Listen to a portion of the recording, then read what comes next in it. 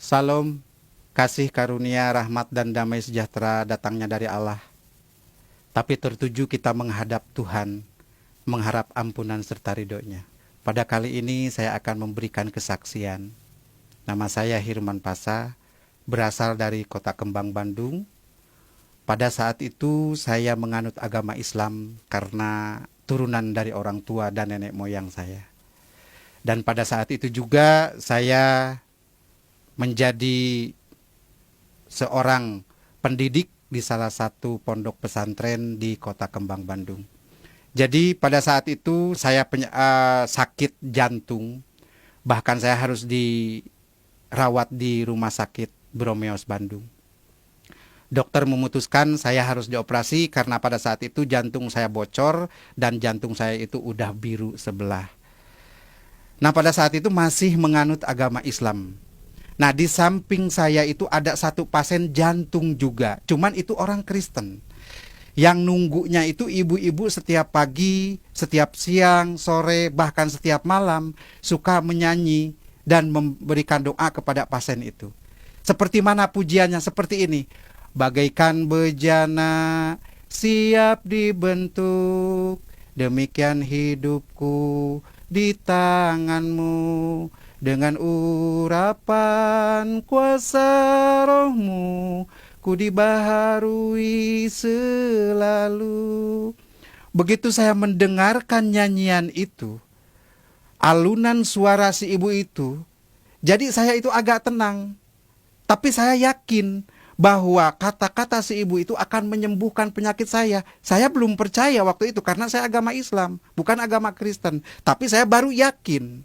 Nah, langsung di situ udah 2 hari kemudian pasien sebelah saya itu meninggal. Oh, berarti saya juga akan meninggal. Karena orang jantung itu jarang hidup kembali kalau udah masuk ICU. Tapi saya waktu di dalam ICU itu sadar tetap gitu. Mendengarkan pujian si ibu. Nah, udah langsung gitu saya bilang, "Bu, tolong doakan saya, Bu." Si ibu jawab, "Pak, saya orang Kristen, kan Bapak orang Islam." Saya bilang, "Gak apa-apa, yang penting saya sembuh, Bu." Didoakan.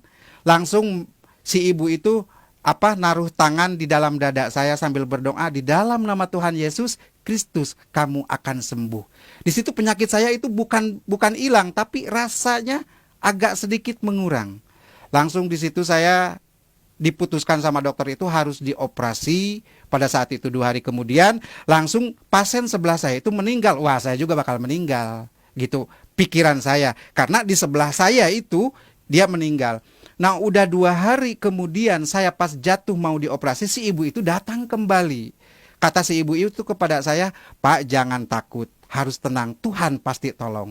Tapi si ibu sebelum pulang menyimpan aqua di depan saya itu. Saya minum itu aqua, berkurang, saya dibawa ke lab, langsung dokter memutuskan saya tidak jadi dioperasi, sekaligus saya sembuh. Puji Tuhan, luar biasa. Baru doa, baru pujian yang dilemparkan ke badan saya udah sembuh total. Apalagi saya bilang kalau mengikutinya. Nah, pada saat itu gancang ceritanya saya langsung pulang ke rumah karena tidak jadi dioperasi. Saya udah jual apa-apa buat biaya operasi, akhirnya nggak jadi itu dioperasinya. Nah, langsung di situ saya nyari itu alamat si ibu itu. Cuman waktu itu saya lupa minta alamat si ibu itu. Padahal masih orang Bandung dia. Tapi nggak ketemu sampai saat ini. Nah, di situ saya langsung berpikir gimana caranya, karena saya itu guru atau ustadz di salah satu pondok pesantren, nggak mungkin lah saya bisa didemo. Nah, udah begitu langsung saya bisa ada hubungan kemana-mana, langsung ada ngasih nomor kontak satu pendeta yang berasal dari Jakarta. Langsung saya menuju. Pada saat itu saya udah mengerti gitu ajaran-ajaran Kristen, tapi saya belum total. Nah, udah langsung saya tinggal di rumahnya pendeta di Jakarta sampai saat ini udah 10 bulan. Luar biasa, Tuhan Yesus menolong saya. Ada satu kenikmatan yang mengikuti ajaran Tuhan Yesus Kristus, ada satu keistimewaan yang kita rasakan pada saat kita dibaptis. Saudara pernah dibaptis? Apa yang rasakan saudara pada dibaptis itu? Pengalaman saya waktu saya dibaptis. Saya dibaptis oleh 2 pendeta. Ya, langsung begitu turun masuk ke kolam baptisan, saya dibaptis, begitu ditenggelamkan, saya katanya pingsan. Padahal saya bukan pingsan, dibawa salah satu orang, tapi yang saya nggak kenal, ke satu tempat yang luar biasa indahnya. Burung-burungnya, air-airnya, taman-tamannya indah sekali. Nah, pada saat itu saya pingsan katanya karena waktu dibaptis itu. Nah, di situ saya sama satu orang yang tidak dikenal itu dikasih kenang-kenangan atau dikasih bingkisan, sampai saat ini belum ketemu. Apa sih artinya itu?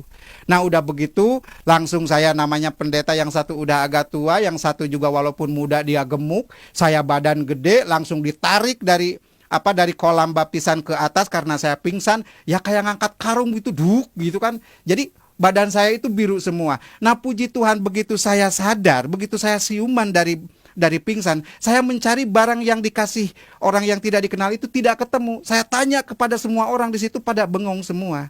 Jadi apa sih yang berbentuk buku? Bukan, berbentuk Alkitab juga waktu saat itu. Saya belum mengenal benar. Nah, langsung saya setelah itu, setelah dibaptis, langsung saya kembali lagi ke rumahnya Pak Pendeta. Jadi sampai saat ini saya sudah 10 bulan di rumahnya Pak Pendeta. Luar biasa, Tuhan menolong saya. Cobaan, kritikan dari keluarga, bahkan sekaligus saya dibuang dari keluarga, bahkan istri tercinta satu pun minta dicerai, anak pun sampai saat ini tidak ada komunikasi dengan saya. Tapi bagi saya nggak apa-apa. Yang penting saya punya Bapa, yang penting saya punya juru selamat. Karena waktu di dalam dulu itu tidak ada juru selamat. Ada juga syafaat. Ya, kalau syafaat itu kalau orang mau syafaat, di syafaat, kalau juru selamat itu beda. Semua orang mengikuti dia pasti jalan. Mungkin ini yang dinamakan Shirathul Mustaqim, jalan kebenaran. Saya pernah membaca di dalam satu kitab Tizan Daruri. Kalau di dalam Islam itu tauhid. Ya, kalau di dalam Kristen itu adalah teologi ketuhanan.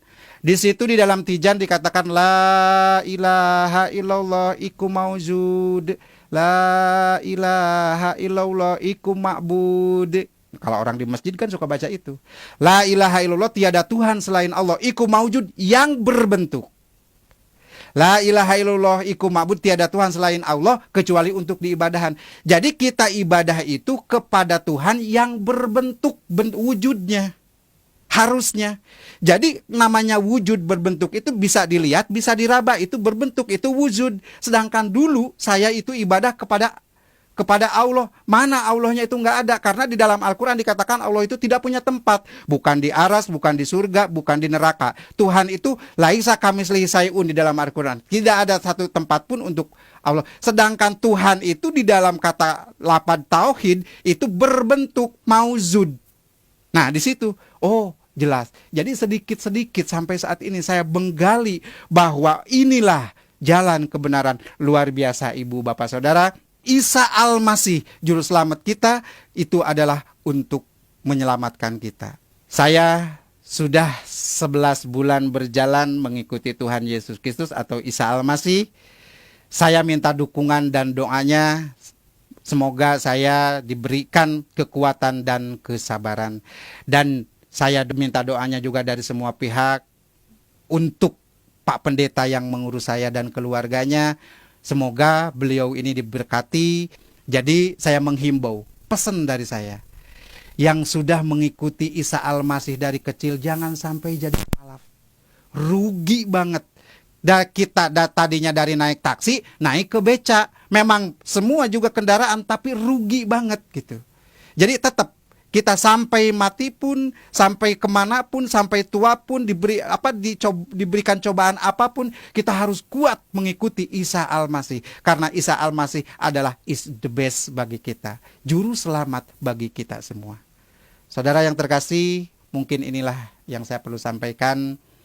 Jadi pesan dan kesan bagi saya untuk semua, yuk mari kita pegang kuat-kuat.